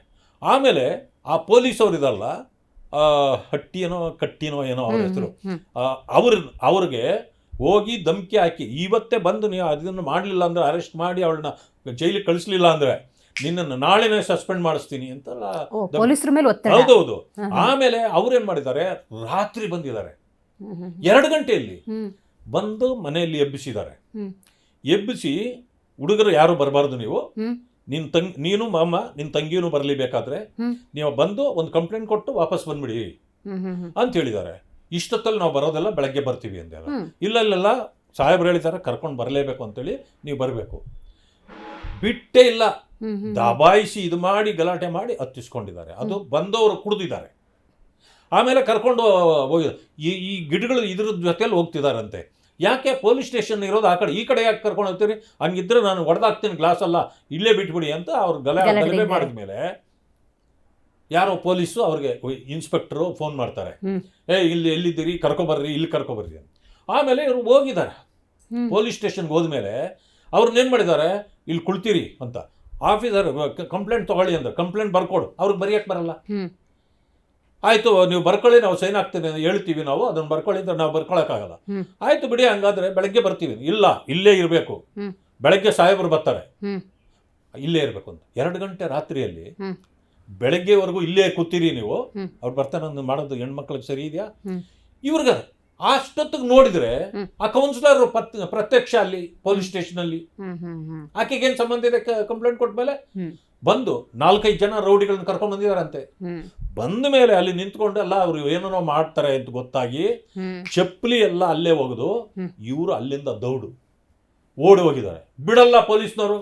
ತಿರ್ಗಿ ಅಲ್ಲಿ ಯಾರಿಗೋ ಬರ್ತಾ ಇದ್ದವ್ರಿಗೆಲ್ಲ ಕಿರ್ಚ್ಕೊಂಡಿದ್ದಾರೆ. ಬಂದ ಮೇಲೆ ತಿರುಗಿ ಹೇಳಿ, ನೋಡಪ್ಪ ಬೆಳಗ್ಗೆ ಬರ್ತೀವಿ ಅಂತಂದ್ರು. ಬಿಟ್ಟಿಲ್ಲ, ಇವರು ಓಡ್ಬಿಟ್ಟಿದ್ದಾರೆ. ಚಪ್ಪಲಿಗಳೆಲ್ಲ ಬಿಟ್ಟು ಕಲ್ಲು ಮುಳ್ಳು ತುಳ್ಕೊಂಡು ಓಡೋಗಿದ್ದಾರೆ. ತಿರುಗಿ ಇವರು ಬೆಳಗ್ಗೆ ಹೋಗಿ, ಎಷ್ಟು ಜನ ಹೋಗಿರೋದು ಅರೆಸ್ಟ್ ಮಾಡಕ್ಕೆ? 40 ಜನ. ಟೆರರಿಸ್ಟ್ಗೂ ಆಗಲ್ಲ. 40 ಆ ಹೆಣ್ಣು ಮಗಳನ್ನೊಬ್ಬಳನ್ನ ಕರ್ಕೊಬರಕ್ಕೆ 40 ಜನ ಬೇಕಾ? ಹೋಗಿ ಆ ಕಡೆ ಅಲ್ಲಿ ಕುಳಿತಿದ್ರೆ ಕೂದಲು ಹಿಡಿದು ಎಳೆದಾಡಿ ದಬ್ಬಾಡಿ ತುಳಿದು, ಆಗ್ಲೇ ಆಕೆ ಬಟ್ಟೆ ಬಿಚ್ಚೋಗಿದೆ. ಎತ್ತಿ ಹಂಗೇನೆ ಗಾಡಿ ಒಳಗೆ ಹಾಕಿದ್ದಾರೆ. ಗಾಡಿ ಒಳಗಡೆ ಹಾಕಿದ್ದಾರೆ. ಹಾಕಿದ ಮೇಲೆ ಆಕೆಗೆ ಬಹಳ ರೋಷ ಬಂದಿದೆ. ಆ ಬಿಚ್ಚೋಗಿ ಕಿತ್ತು ಬಿದ್ದಿದ್ದು ಬಟ್ಟೆ ಎಲ್ಲ ಆಚೆ ಬಿಸಾಕಿ ಹೋಗಿದ್ದಾರೆ. ಈ ರೀತಿ ವಿವಸ್ತ್ರಗೊಳಿಸಬಹುದಾ? ಪೊಲೀಸ್ನವರು ಇದನ್ನು ಮಾಡಬಹುದಾ? ಆಕೆ ಏನು ಟೆರರಿಸ್ಟಾ? ಆಯ್ತು, ಅವ್ರ ಮೇಲೆ ಕೇಸುಗಳಿದ್ವು ಅಂತ ಹೇಳ್ತಾರೆ. ಆಕೆ 2 ವರ್ಷದ ಹಿಂದೆ ನಮ್ಮ ಪಾರ್ಟಿಗೆ ಬಂದಿದ್ದಾರೆ, ನಾನು ಒಪ್ತೀನಿ. ನಮ್ಮ ಪಾರ್ಟಿಗೆ ಆಕೆ ಬಂದ ಮೇಲೆ ಯಾವ ಕೇಸುನೂ ಇದುವರೆಗೂ ಇಲ್ಲ, ಇದೇ ಫಸ್ಟ್ ಕೇಸು. ಆಕೆ ಯಾರ ಜೊತೆಯಲ್ಲಿ ಇದ್ದಿದ್ದು? ಈ ಸುವರ್ಣ ಕೌನ್ಸಿಲರ್ ಇದಲ್ಲ, ಆಕೆ ಜೊತೆಯಲ್ಲೇನೆ ಅವರಿಬ್ರು ಜೋಡಿ. ಆಯ್ತು, ಈಗ ಅದೊಂದು ವಿಡಿಯೋ ಬಿಡುಗಡೆ ಮಾಡಿದ್ದಾರೆ. ಇಷ್ಟು ದಿನ ಎಲ್ಲಿತ್ತು ಆ ವಿಡಿಯೋ? ಅಂದ್ರೆ ಕಾಂಗ್ರೆಸ್ನವರು ಹೆಣ್ಣು ಮಕ್ಕಳನ್ನ ಈ ರೀತಿ ಅಸಭ್ಯವಾಗಿ ವಿಡಿಯೋಗಳನ್ನು ಮಾಡ್ಕೊಂಡು ನೀವು ಇಟ್ಕೊಂಡು, ಅವರು ನಿಮ್ಮ ವಿರುದ್ಧ ಮಾಡಿದಾಗಲಿ, ನಿಮ್ಮ ಪಕ್ಷ ಬಿಟ್ಟು ಹೋದಾಗಲಿ ಅದನ್ನ ನೀವು ಬಿಡುಗಡೆ ಮಾಡಿ ಅವ್ರನ್ನ ಅಪಮಾನ ಮಾಡ್ತೀನಿ ಅಂತ ಗ್ಯಾರಂಟಿ ಆಯ್ತಾ? ಅಂದಮೇಲೆ ಸೇಫ್ ಇದಾರ ಹೆಣ್ಮಕ್ಳು? ಕಾಂಗ್ರೆಸ್ ಪಕ್ಷದಲ್ಲಿ ಇರ್ತಕ್ಕಂಥವ್ರು ಸೇಫ್ ಇದ್ದಾರೆ ಅಂತ ಹೇಳಲಿಕ್ಕಾಗತ್ತಾ? ಅಂದಮೇಲೆ ಕಾಂಗ್ರೆಸ್ಸು ಜನ ಹೇಳ್ತಾರಲ್ಲ, ಅದು ವಿಡಿಯೋ ಫ್ಯಾಕ್ಟ್ರಿ ಅಂತ. ಸತ್ಯ ಆಯ್ತಲ್ಲ, ಜನ ಹೇಳೋದು ಸತ್ಯ ಆಯ್ತಲ್ಲ, ವಿಡಿಯೋ ಫ್ಯಾಕ್ಟ್ರಿ ಅಂತ. ಒಂದು ಕಡೆ ಅದು. ಎರಡನೇ ವಿಚಾರ, ನಮಗೆ ಹಳೇದು ಏನಿತ್ತು ನಮಗೆ ಸಂಬಂಧ ಇಲ್ಲ. ಹ್ಮ್. ನಮಗದು ಬೇಕಾಗಿಲ್ಲ. ಹ್ಮ್. ತಪ್ಪು ಮಾಡಿದಾರ ಅವರು, ಹ್ಮ್. ನೀವು ಅವ್ರಿಗೆ ಶಿಕ್ಷೆ ಆಗಬೇಕು, ಹ್ಮ್. ನಿಮಗೂ ಶಿಕ್ಷೆ ಆಗಬೇಕು. ಹ್ಮ್. ಬಟ್ ಇಲ್ಲಿ ಬಂದಿರತಕ್ಕಂಥದ್ದೇನು, ಹ್ಮ್. ಒಂದು ಹೆಣ್ಣು ಮಗಳಿಗೆ ಅಪಮಾನ ಆಗಿದೆ, ಹ್ಮ್. ವಿವಸ್ತ್ರಗೊಳಿಸಿದಿರಿ. ಹ್ಮ್. ಇದು ರಾಜ್ಯ ಮತ್ತು ರಾಷ್ಟ್ರ ತಲೆ ತಗ್ಗಿಸ್ತಕ್ಕಂಥ, ಹ್ಮ್. ಹೆಣ್ಣಿಗೆ ಗೌರವ ಕೊಡ್ತಕ್ಕಂಥ ಸಮಾಜ ಇದು, ಹ್ಮ್. ತಾಯಿಯಾಗಿ ನೋಡ್ತಕ್ಕಂಥ ಸಮಾಜ ಇದು. ಹ್ಮ್. ಅದಕ್ಕೆ ಚ್ಯುತಿ ಬಂತಲ್ಲ, ಹ್ಮ್. ಇದನ್ನು ನಾವೆತ್ತಿಡಲೇಬೇಕು, ಹ್ಮ್. ಅವ್ರಿಗೆ ನ್ಯಾಯ ಕೊಡಿಸ್ಬೇಕು. ಇಷ್ಟೇ ನಮ್ದು ಇದ್ದಿದ್ದು. ಹ್ಮ್. ಅದಕ್ಕೆ ಹೋಗಿ ಎಲ್ಲ ಹೇಳಿ ಹ್ಮ್. ನಿನ್ನೆ ಸಮಜಾಯಿಸಿ ಮಾಡಿದ್ದೇವೆ. ಹ್ಮ್. ಈಗ ಹ್ಮ್. ಆಕೆ ಏನೂ ಮಾಡದೇ ಇದ್ರು ಆಕೆ ಜೈಲಲ್ಲಿದ್ದಾಳೆ. ಈಕೆ ಮೇಲೆ ಕಂಪ್ಲೇಂಟ್ ಆಗಿ ಆ ಯಾರು ಎಲೆಕ್ಷನ್ ಆಫೀಸರ್ ಬಂದಿದ್ರಲ್ಲ ಅವ್ರಿಗೆಲ್ಲ ಇವರು ನಿಂದಿಸಿ ಎಲ್ಲ ಮಾಡಿದ ಮೇಲೆ ಹ್ಮ್. ಆಕೆ ಪಾಪ ಕಂಪ್ಲೇಂಟ್ ಕೊಟ್ಟಿದ್ದಿದ್ರೆ ಹ್ಮ್. ಇವರು ಯಾವಾಗಲೂ ಒಳಗೆ ಹೋಗ್ಬೇಕಾಗಿತ್ತು. ಹ್ಮ್. ಹ್ಮ್. ಹ್ಮ್. ಹ್ಮ್. ಆಕೆ ಸಭ್ಯ ಹ್ಮ್. ಹೆಣ್ಣು ಮಗಳು ಹ್ಮ್. ಹತ್ಕೊಂಡು ಸುರ್ಕೊಂಡು ಹೊರಟೋಗಿದ್ದಾಳೆ. ಹ್ಮ್. ಇದುವರೆಗೂ ಇದಾಗಿಲ್ಲ. ಹ್ಮ್. ನಿನ್ನೆ DC ಅವ್ರನ್ನ ಕರ್ಕೊಂಡು ಬಂದು ಹ್ಮ್. ಕುಳಿಸಿ ನಾವೆಲ್ಲರಿಗೂ ಇವಾಗ ಹೇಳಿ ಬಂದಿದ್ದೀವಿ, ಹ್ಮ್. ಹ್ಮ್. ಆಕ್ಷನ್ ತಗೊಳ್ಳಿ ಅಂತ. ಸುಜಾತಾನೇ ಒಂದು ಹುಡುಗನ್ ಥಳಿಸುವಂಥ ವಿಡಿಯೋ ಇದೆ. ಇಂಥವ್ರನ್ನ ಅಥವಾ ಇಂಥ ಹೆಣ್ಮಗಳನ್ನ ಬಿಜೆಪಿಯವರು ಸಮರ್ಥಿಸ್ಕೊಳ್ತಾ ಇದ್ದಾರೆ. ನಾನು ಹೇಳೋದು, ಹಾ. ಇದೆಲ್ಲ ವಿಡಿಯೋ ಇದೆ ನಮ್ಗೆ ಗೊತ್ತಿತ್ತಾ? ಹ್ಮ್. ಕಾಂಗ್ರೆಸ್ ಗೊತ್ತಿತ್ತಲ್ಲ ಹ್ಮ್. ವಿಡಿಯೋ, ಇವಾಗ ನಿಮ್ಮ ಹತ್ರ ತಾನೇ ಇದ್ದಿದ್ದು. ಹ್ಮ್. ಹಂಗೆಲ್ಲ ಇದ್ಮೇಲೆ ಆಕೆನ ಯಾಕೆ ನೀವು ರಕ್ಷಣೆ ಮಾಡಿದ್ರಿ? ಹ್ಮ್. ಅವ್ರ ಟೈಮಲ್ಲಿ ನಿಮ್ಮ ಟೈಮ್ನಲ್ಲಿ ಯಾಕೆ ರಕ್ಷಣೆ ಮಾಡಿದ್ರಿ? ಅಂದರೆ ಹ್ಮ್. ಸಮಯ ಬರಲಿ ಬಿಡುಗಡೆ ಮಾಡೋಣ ಅಂತ ಇಟ್ಕೊಂಡಿದ್ರಾ? ಹ್ಮ್. ಅಂದರೆ ನಿಮ್ಮ ಕಪಟತನ ಏನು ಅನ್ನೋದು ಇವಾಗ ಅರ್ಥ ಆಯ್ತಲ್ಲ. ಅದಕ್ಕೆ ನಾನು ಹೇಳಿದ್ದು, ಹ್ಮ್. ಹ್ಮ್. ಹ್ಮ್. ಹೆಣ್ಣು ಮಕ್ಕಳು ಕಾಂಗ್ರೆಸ್ನಲ್ಲಿ ಸೇಫ್ ಅಲ್ಲ, hmm. Hmm. Hmm. They are in danger zone. Hmm. Hmm. Congress hmm. ನಿಮ್ಮನ್ನ ಯಾವ ರೀತಿಯಲ್ಲಿ ಬೇಕಾದ್ರೂ ಈ ರೀತಿ ಬಳಕೆ ಮಾಡಿ ಹ್ಮ್. ನಿಮ್ಮನ್ನ ಸರಿ ಸಮಯದಲ್ಲಿ ಹ್ಮ್. ಹೆಣ್ಣು ಮಕ್ಕಳನ್ನ ಬೀದಿ ಪಾಲ್ ಮಾಡ್ತಾರೆ ಅನ್ನೋದಕ್ಕೆ ನಿದರ್ಶನ ಇದು. ಹಾ. ಇನ್ನೊಂದು ಪ್ರಮುಖ ವಿಚಾರ ಸರ್, ಕೋಗಿಲು ಕ್ರಾಸ್ನ ಒತ್ತುವರಿ ವಿಚಾರಕ್ಕೆ ಕೇರಳದ ಮುಖ್ಯಮಂತ್ರಿ ರಿಯಾಕ್ಟ್ ಮಾಡ್ತಾರೆ. ಕಾಸರಗೋಡ್ನಲ್ಲಿರುವಂಥ ಕನ್ನಡ ಮಾಧ್ಯಮ ಶಾಲೆಗಳಲ್ಲಿ ಮಲಯಾಳಂನ ಕಡ್ಡಾಯ ಮಾಡ್ತಾರೆ ಅಂದರೆ ಏನು ಆಟ ಆಡಿಸ್ತೀರ ಸರ್ ಕರ್ನಾಟಕವನ್ನು ಎಲ್ಲರೂ? ನಾನು ಹೊಸ ವಿಷಯ ಅನ್ಕೋಬೇಡಿ, ನಾನೊಂದು ಮಾತು ಹೇಳ್ತೇನೆ. ಹ್ಮ್. ಕಾಂಗ್ರೆಸ್ಸು ಮತ್ತೆ ಹ್ಮ್. ಈ ಕಮ್ಯುನಿಸ್ಟು ಸೇರಿ ಆಡ್ತಾ ಇರತಕ್ಕಂಥ ಕಪಟ ನಾಟಕ ಇದು. ಹೌದಾ? ಖಂಡಿತ. ಯಾಕೆ ಅಂತ ಹೇಳ್ತೇನೆ. ಕೇರಳದಲ್ಲಿ ಚುನಾವಣೆ ಬರ್ತಾ ಇದೆ. ಹೌದು, 26. ಅಲ್ಲಿ ಮೈನಾರಿಟೀಸ್ ಆರ್ ಮೋರ್. ಹ್ಮ್. ನೀವು ಸತ್ತಂಗ್ ಮಾಡಿ ಹ್ಮ್. ನಾನು ಹತ್ತಂಗ್ ಮಾಡ್ತೀನಿ ಅನ್ನೋ ನಾಟಕ ಇದು. ಹ್ಮ್. ಪಿಣರಾಯಿ ವಿಜಯನ್ ಹ್ಮ್. ಕೇರಳ ಮುಖ್ಯಮಂತ್ರಿ, ನಿಮ್ಮ ರಾಜ್ಯದ ಜವಾಬ್ದಾರಿ ಇದೆ ನಿಮಗೆ, ನೀವು ಅಲ್ಲಿ ನೋಡಬೇಕು. ಹ್ಮ್. ಇದು ನಮ್ಮ ರಾಜ್ಯ, ನಮ್ಮ ಜವಾಬ್ದಾರಿ, ನಮ್ಮ ಸರ್ಕಾರ ಇಲ್ಲಿರುತ್ತೆ. ಹ್ಮ್. ಅಲ್ಲಿಂದ ನೀವು ಮೂಗು ತೂರಿಸಿ ಇಲ್ಲಿ ಪಾಠ ಹೇಳಬೇಕಾಗಿಲ್ಲ, ಹ್ಮ್. ನಾವು ನಿಮಗೆ ಪಾಠ ಹೇಳಬೇಕಾಗಿಲ್ಲ. ಏನಾದರೂ ಅನಾಹುತ ಈ ರೀತಿ ಆದಾಗ ಸಹಜವಾಗಿ ನಾಯಕರು ಹ್ಮ್. ಟ್ವೀಟ್ ಮಾಡೋದು ಅಥವಾ ಹ್ಮ್. ಬುದ್ಧಿ ಹೇಳೋದು ಅದು. ಆದರೆ ನೀವೇ ಒಂದು ಟೀಮ್ ಮಾಡಿ ಹ್ಮ್. ಇಲ್ಲಿ ಆಗಿದ್ದ ಡೆಮಾಲಿಷನ್ಗೆ ಹ್ಮ್. ನೀವು ಅಲ್ಲಿಂದ ಬಂದು ಇನ್ಸ್ಪೆಕ್ಷನ್ ಮಾಡಕ್ಕೆ ನಿಮ್ಗೆ ಯಾರು ಅಧಿಕಾರ ಕೊಟ್ಟವ್ರೆ? ಹ್ಮ್. ಅಂದ್ರೆ Congress is hand in glow with communist. Communist ತಂತ್ರಗಳನ್ನ ಹ್ಮ್. ಇವತ್ತು ಕಾಂಗ್ರೆಸ್ ಜೋಡಿಸ್ಕೊಳ್ತಾ ಇದೆ. ಹ್ಮ್. ಅದಕ್ಕೆ ಅವರಿಬ್ರು ಇಂಡಿ ಅಲಿಯನ್ಸ್ನ ಭಾಗಗಳು. ಹ್ಮ್. ಅದಕ್ಕಾಗಿ ಅಲ್ಲಿನ ಮುಸ್ಲಿಮರುಗಳನ್ನ ಓಲೈಸಲಿಕ್ಕೆ ಹ್ಮ್. ಎರಡು ಪಕ್ಷಗಳು ಸೇರಿ ಹ್ಮ್. ಅಲ್ಲಿ ಅವರು ನಮ್ಮ ಪರವಾಗಿ ಇರಲಿ ಅನ್ನೋ ಕಾರಣಕ್ಕೆ ಹ್ಮ್. ಓಲೈಕೆಯಲ್ಲಿ ತೊಡಗಿದ್ದಾರೆ ಇವರು. ಹ್ಮ್. ಹ್ಮ್. ಹ್ಮ್. ಇದನ್ನ ಮಾಡಲಿಕ್ಕೆ ಇವತ್ತು ಇಲ್ಲಿ ಡೆಮಾಲಿಷ್ ಆಗಿದ್ದ ಜಾಗಕ್ಕೆ ಅವರು ಬಂದರು. ಹ್ಮ್. ವೇಣುಗೋಪಾಲ್ ಕೂಡ ಅಲ್ಲಿಯವರೇ. ಹಾ. ಅವರು ಟ್ವೀಟ್ ಮಾಡಿದ್ರು, ಮುಖ್ಯಮಂತ್ರಿಗಳಿಗೆ ಮಾತಾಡಿದ್ದೀನಿ, ಎಲ್ಲವೂ ಸರಿ ಹೋಗುತ್ತೆ, ನಿಮಗೆಲ್ಲ ಮನೆ ಕೊಡ್ತಾರೆ ಅಂದರು. ಅಂದರೆ ನಾನು ಹೇಳ್ತೇನೆ, ಕಾಂಗ್ರೆಸ್ ಕಾಲದಲ್ಲಿ ಡೆಮಾಲಿಷನ್ ಆಗಿದೆ, ಹ್ಮ್. ಜನತಾದಳ ಕಾಲದಲ್ಲಿ ಡೆಮಾಲಿಷನ್ ಆಗಿದೆ, BJP ಕಾಲದಲ್ಲಿ ಡೆಮಾಲಿಷನ್ ಆಗಿದೆ. ಯಾಕೆ? ಅತಿಕ್ರಮ ಪ್ರವೇಶಗಳನ್ನು ಮಾಡಿ ಸರ್ಕಾರಿ ಜಾಗಗಳನ್ನು ನೀವು ಕಬ್ಜಾ ಮಾಡಿ ಇಟ್ಕೊಂಡ್ರೆ ಹ್ಮ್. ಅದು ತಪ್ಪಾಗುತ್ತೆ. ಹ್ಮ್. ಮನೆ ಕೊಡೋದು ಬೇರೆ. ಹ್ಮ್. ಇದು ಮಾಡಿದ ಈ ತಪ್ಪಿಗೆ ಹ್ಮ್. ಆ ಮನೆಗಳನ್ನು ಒಡೆದಾಕ್ತಾರೆ, ಅವ್ರಿಗೆ ಮನೆ ಕೊಡಲ್ಲ. ಹ್ಮ್. ಇದ್ಯಾವುದು ಹೊಸ ರೂಲು? ಹೈಕಮಾಂಡ್ದು ಒಂದು ಹುಕುಂ ಸರ್, KC ವೇಣುಗೋಪಾಲ್ ಅವ್ರದ್ದು ಒಂದು ಟ್ವೀಟು ಬಹಳ ಮುತುವರ್ಜಿಯಿಂದ ಕ್ಯಾಬಿನೆಟೇ ಕೋಗಿಲಲ್ಲಿ. ಅದನ್ನೇ ಹೇಳಿದ್ದು. ಹಾ. ಈ ಅಕ್ರಮ ಎಲ್ಲ ಸಕ್ರಮ ಆಗೋಗ್ಬಿಡ್ತು ಒಂದು ಟ್ವೀಟ್ಗೆ. ಹ್ಮ್. ಇದು ಉಂಟಾ? ಹ್ಮ್. ಕಾನೂನು ಇರಬೇಕಲ್ಲ ಅದಕ್ಕೆ. ಹ್ಮ್. ಇಲ್ಲಿ ಮನೆ ಹೊಡೆದಿದ್ದೀವಿ, ಹ್ಮ್. ಅಲ್ಲಿ ಮನೆ ಕೊಡ್ತೀವಿ, ಇದು ರೂಲ್ ಇದೆಯಾ? ಹ್ಮ್.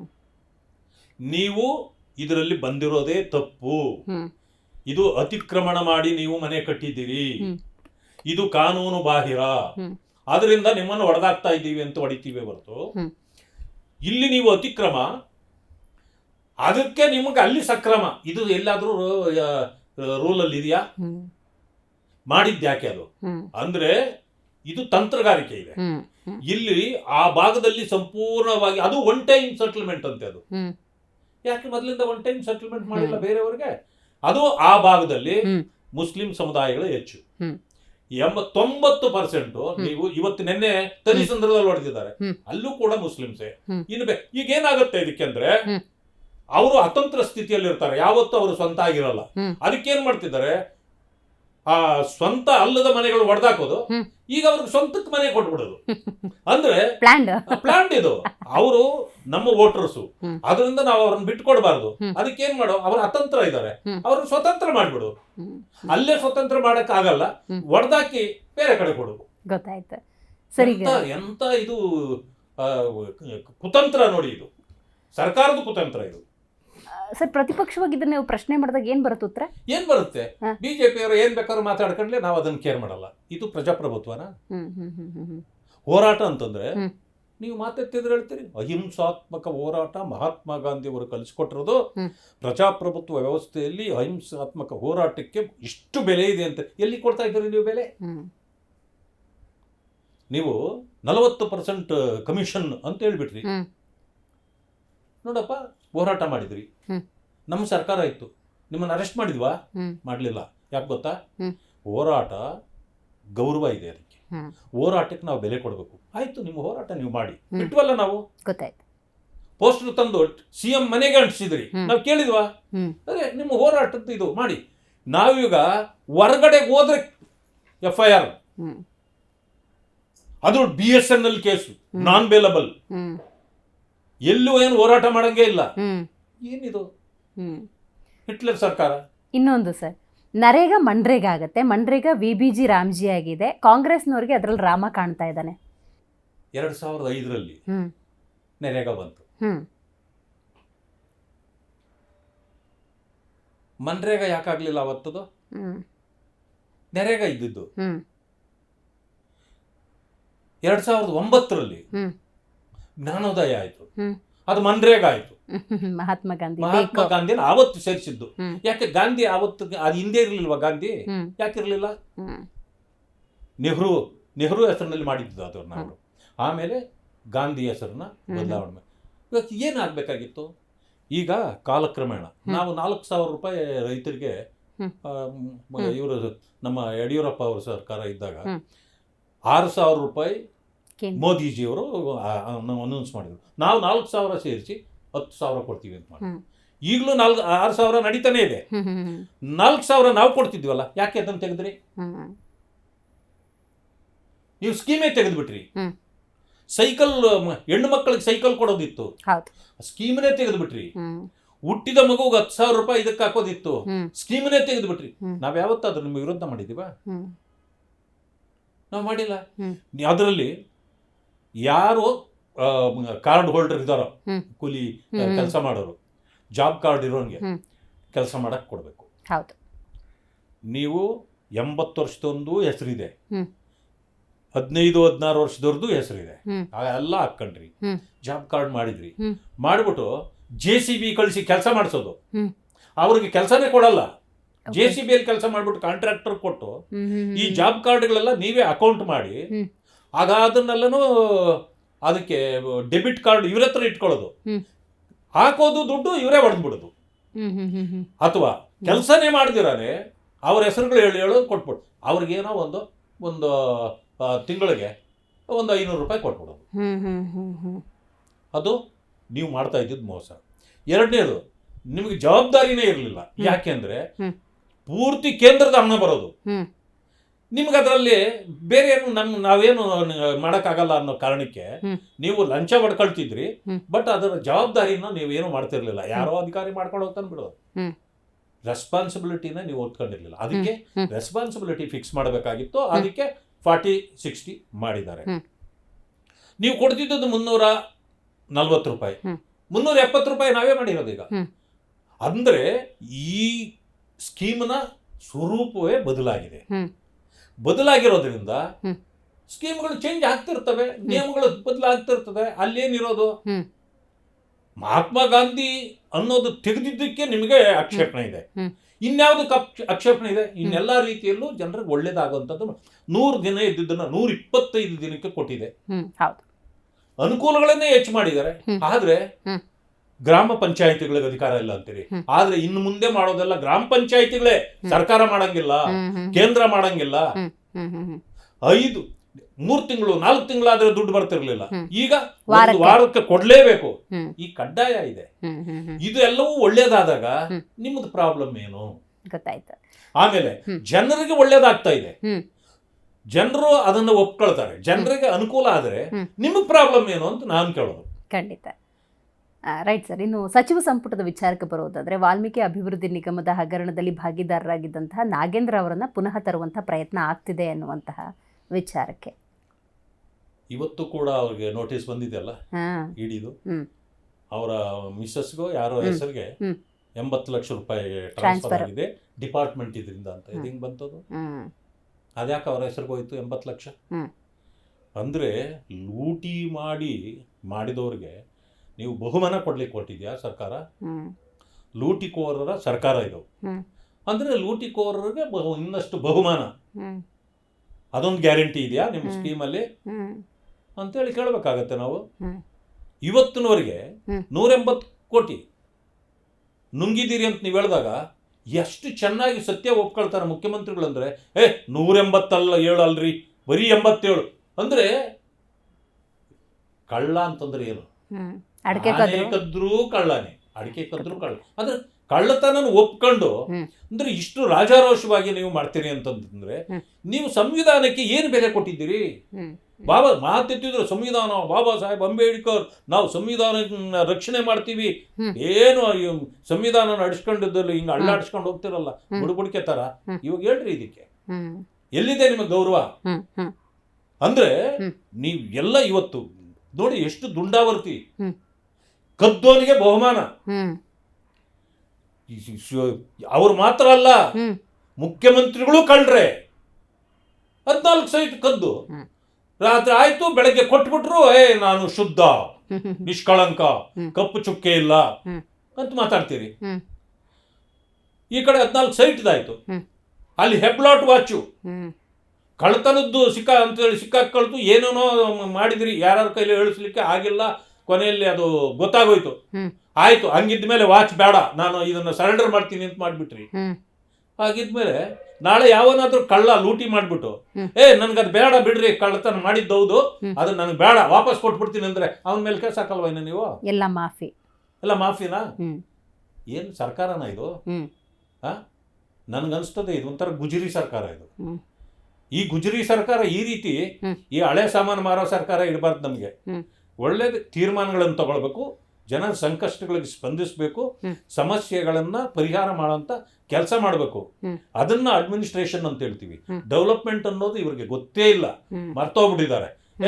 5 ವರ್ಷ ಹೆಂಗಾದ್ರೂ 5 ಗ್ಯಾರಂಟಿ ಇದೆ. 5 ವರ್ಷ ಹೆಣ್ಣು ಮಕ್ಕಳನ್ನ ಮೋಸ ಮಾಡಿ ಹೆಣ್ಣು ಮಕ್ಕಳು ಹೆಸರು ಹೇಳ್ಕೊಂಡು ಬದುಕ್ತಾ ಇದೆ ಈ ಸರ್ಕಾರ. 2 ತಿಂಗಳು ಜನವರಿಯಲ್ಲಿ 2,000 ಹಾಕ್ಬಿಡೋದು. ಆಯ್ತು, ಏಪ್ರಿಲ್ ಮೇವರೆಗೂ ಇನ್ನು ಅದ್ರ ಬಗ್ಗೆ ಮಾತಾಡಲ್ಲ.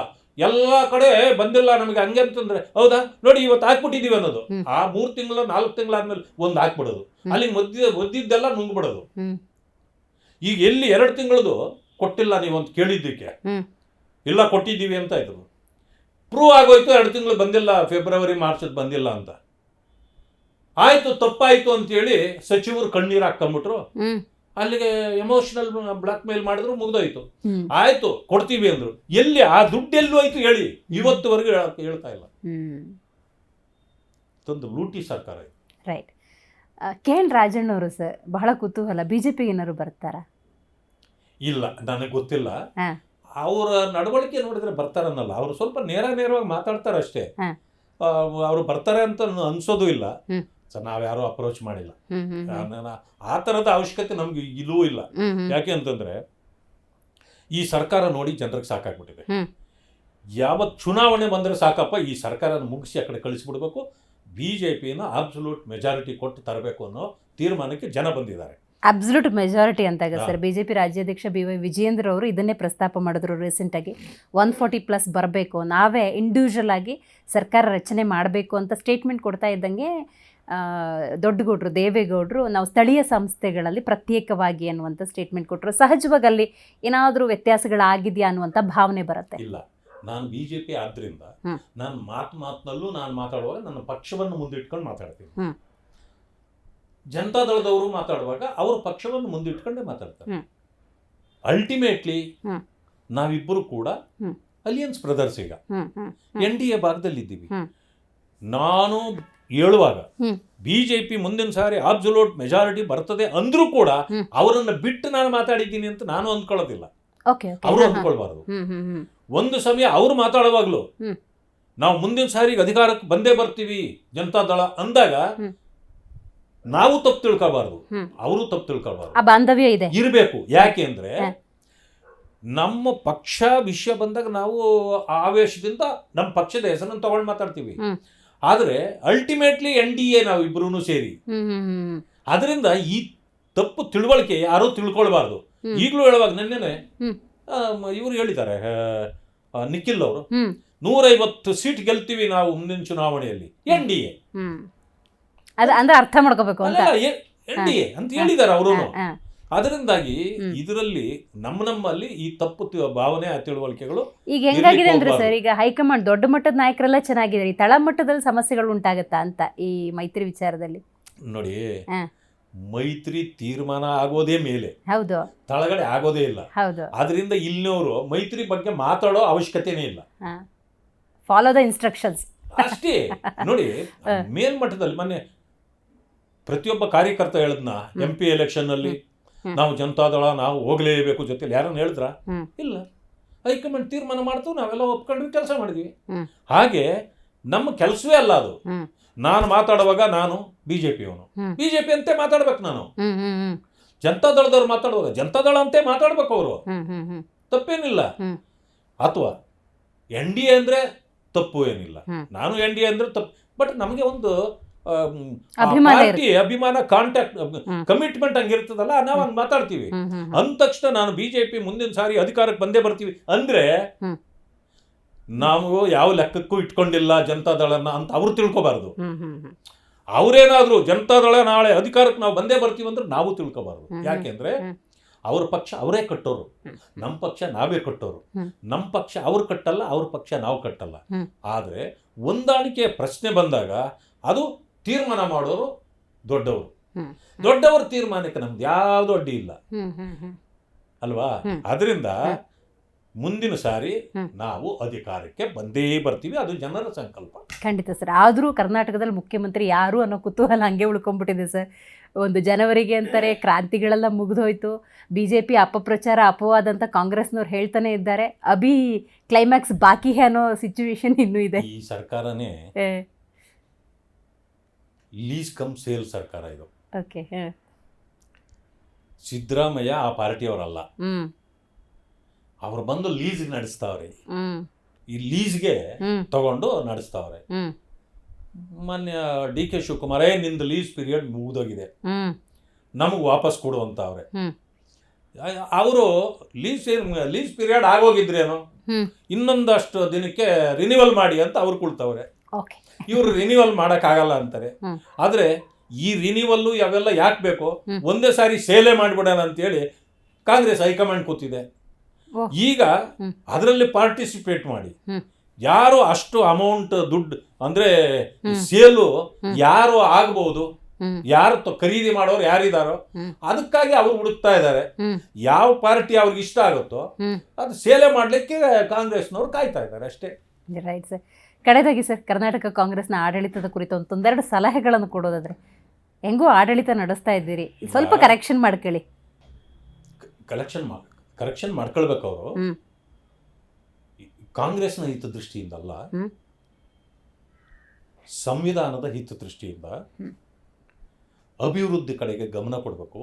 ಯಾಕೆಂತಂದ್ರೆ ಅಲ್ಟಿಮೇಟ್ಲಿ ಹ್ಮ್.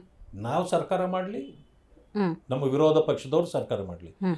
ನಾವೆರಡೂ ಮಾಡಬೇಕಾಗಿರೋದು ಈ ರಾಜ್ಯದ ಜನರ ಸಮಸ್ಯೆಗಳನ್ನು ಹ್ಮ್ ಪರಿಹರಿಸಲಿಕ್ಕೂ ರಾಜ್ಯದ ಅಭಿವೃದ್ಧಿ ಮಾಡಲಿಕ್ಕೂ ಅದು ಇರ್ತಕ್ಕಂಥವ್ರು ನಾವು. ಆ ರೀತಿ ನಾವು ಚಿಂತೆ ಮಾಡಲಿಲ್ಲ ಅಂದರೆ ಅಧಿಕಾರಕ್ಕೆ ಬರೋದೇ ವ್ಯರ್ಥ. ಅಧಿಕಾರಕ್ಕೆ ಬರೋದೇ ವ್ಯರ್ಥ. ಆದರೆ ಆಶೆ ಅಂಶಗಳನ್ನು ತೋರಿಸಿ ಮತ ಹಾಕ್ಸ್ಕೊಳ್ಬಾರ್ದು, ಕೇಳಬಾರ್ದು ಅಂತಾರಲ್ಲ, ಹಾಗೆ ಅಷ್ಟು ಮಾತ್ರ ಅಲ್ಲ, ಆಸೆ ಅಂಶಗಳನ್ನು ತೋರಿಸಿ ಹೇಳಿ ನಾನು ಹಿಂಗೆ ಮಾಡ್ತೀನಿ, ನಿನ್ನ ಅಕೌಂಟಿಗೆ ದುಡ್ಡೇ ಹಾಕ್ತೇನೆ, ದುಡ್ಡು ಕೊಟ್ಟು ಮತ ಕೊಂಡ್ಕೊಳ್ಳೋದು, ನಾನು ನಿನಗೆ ದುಡ್ಡು ನಾಳೆ ಗೆದ್ದ ಮೇಲೆ ಹಾಕ್ತೀನಿ ಅನ್ನೋದು ಎರಡೂ ಒಂದೇ. ಅದರಲ್ಲಿ ಏನಂತಂದ್ರೆ ಮೊದಲು ದುಡ್ಡು ಕೊಟ್ಟು ಕೊಂಡ್ಕೊಳ್ತೀಯ, ಇನ್ವೆಸ್ಟ್ಮೆಂಟ್ ಮೊದಲೇ ಆಗತ್ತೆ. ಇಲ್ಲಿ ಮೊದಲು ಇನ್ವೆಸ್ಟ್ಮೆಂಟ್ ಆಗಲ್ಲ, ನೀನು ಸಾಲ ಹಾಕ್ಸ್ಕೊಳ್ತೀಯ ಓಟು, ಇಷ್ಟೇ ವ್ಯತ್ಯಾಸ. ಇದನ್ನ ಮಾಡಬಾರ್ದು. ನಾವೆಲ್ಲರೂ ಸೇರಿ ಜನ ಸಮುದಾಯವನ್ನ ಒಳ್ಳೆ ರೀತಿಯಲ್ಲಿ ನಡೆಸ್ಕೊಂಡು ಹೋಗ್ಲಿಕ್ಕೆ, ರಾಜ್ಯದ ಅಭಿವೃದ್ಧಿ ಮಾಡಲಿಕ್ಕೆ ರಾಜಕಾರಣ ಮಾಡಬೇಕೇ ಹೊರತು ಈ ತಾತ್ಕಾಲಿಕವಾಗಿ ಗೆದ್ದು ಬಿಟ್ರೆ ಸಾಕು, ಅಧಿಕಾರಕ್ಕೆ ಬಂದ್ಬಿಟ್ರೆ ಸಾಕು, ನಾವು ಲೂಟಿ ಮಾಡಲಿಕ್ಕೆ ಬಂದಿರೋದು, ನಾವು ಲೂಟಿ ಮಾಡ್ತೀವಿ, ನಿಮ್ಮ ಪಾಡಿಗೆ ನೀವು ಕೊಟ್ಟಿದ್ದೀವಲ್ಲ ಅದರಲ್ಲಿ ನೀವು ತೃಪ್ತರಾಗ್ಬಿಡಿ, ನಾವು ಲೂಟಿ ಹೊಡ್ಕೊಂಡು ತೃಪ್ತರಾಗ್ತೀರಿ ಅನ್ನೋದನ್ನು ಮಾಡಬಾರ್ದು. ಅದರಿಂದ ಇವತ್ತಿನ ಈ ರಾಜಕೀಯ ಕೆಟ್ಟ ದಾರಿಯನ್ನು ಹಿಡಿದಿದೆ, ಅದಾಗಬಾರ್ದು. ಯಾಕೆಂತಂದ್ರೆ ನಮ್ಮ ಕಾಲಕ್ಕೆ ಕೆಟ್ಟದಾಗಿ ಹೋಗಿದ್ದು ಇನ್ನು ಮುಂದಿನ ಪೀಳಿಗೆಗೆ ಒಳ್ಳೇದಾಗ್ತದೆ ಅಂತ ಹೇಳಕ್ಕಾಗೋದಿಲ್ಲ, ಇನ್ನಷ್ಟು ಕೆಡ್ತಾ ಹೋಗ್ಬಿಡ್ತದೆ. ಕೆಡದೇ ಇರೋ ರೀತಿಯಲ್ಲಿ ಈ ನವ ಪೀಳಿಗೆಗೆ ಒಂದು ವ್ಯವಸ್ಥೆಯನ್ನು ನಾವು ಕಲ್ಪಿಸಿಕೊಡ್ಬೇಕು.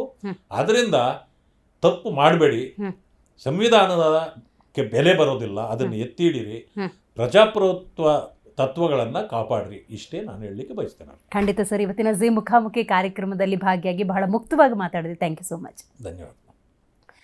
ನೋಡಿದ್ರಲ್ಲ ವೀಕ್ಷಕರೇ, ಇವತ್ತಿನ ಜಿ ಮುಖಾಮುಖಿ ಕಾರ್ಯಕ್ರಮದಲ್ಲಿ ಛಲವಾದಿ ನಾರಾಯಣಸ್ವಾಮಿ ಅವರು ಮಾತಾಡಿದ್ರು. ಬಹಳ ಮುಖ್ಯವಾಗಿ ಕರ್ನಾಟಕ ಕಾಂಗ್ರೆಸ್ನ ಆಡಳಿತದ ಕುರಿತಂತೆ ಉಲ್ಲೇಖ ಮಾಡಿದ್ದಾರೆ. ಮುಂದಿನ ದಿನಗಳಲ್ಲಿ ರಾಜ್ಯದ ಆಡಳಿತ ಎತ್ತ ಕಡೆ ಸಾಗುತ್ತೆ ಅನ್ನುವಂತಹ ಆತಂಕ ಇದೆ.